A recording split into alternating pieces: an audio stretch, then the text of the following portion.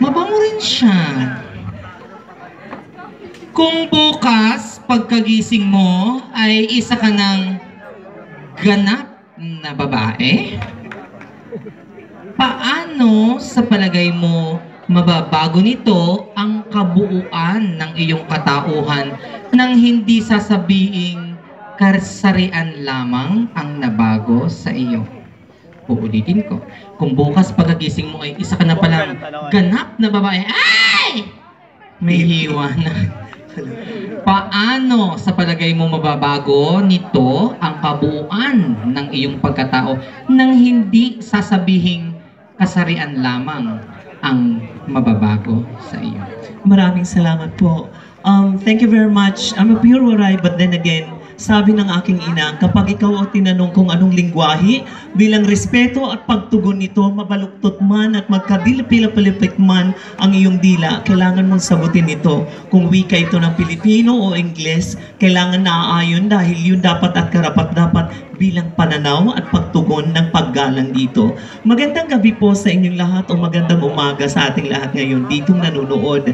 Kung ako'y gigising, samantalang payak lahat na kinabukasan ako'y gigising, na ako'y magiging isang tunay na babae lamang, ano po ang mga bagay pa na aking ipapatunayan na hindi lamang sa kasarian ito pupunto o didirekta ang mga positibong anggulo para sa aking pagiging tunay na babae. Simulat sa pool, lahat naman, kaya ako'y nagdadamit ng ganito at kailanman ang galaw ko'y ganito dahil ang iniidolo ko, siyempre, nakikita ninyo ang katotohanan ng ang imahe kawangis ng isang tunay na babae.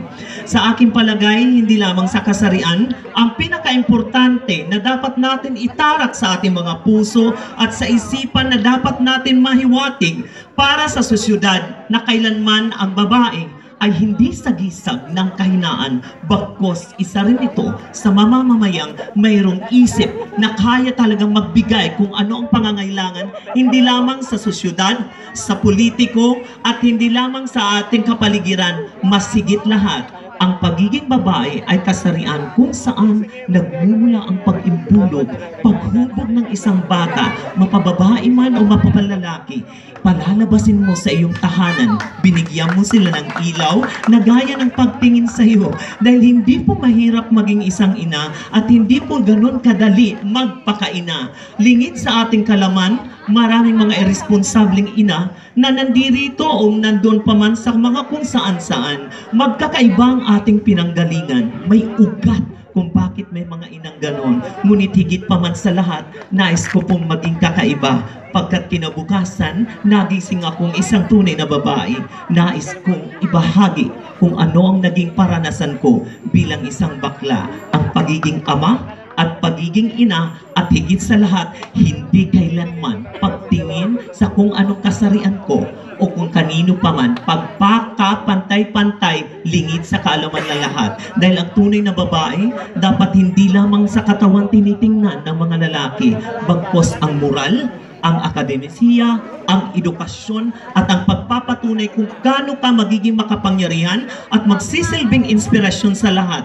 Dahil kailanman nung unang panahon, lagi nilang sinasabi, pangalawa lamang o inaapakan lamang ng mga lalaki ang tunay na pagkatao ng mga babae. Panahon na para lumabas. Kung dati si Maria Clara, ako na si Juan ang modela na kailan may hindi padadaig.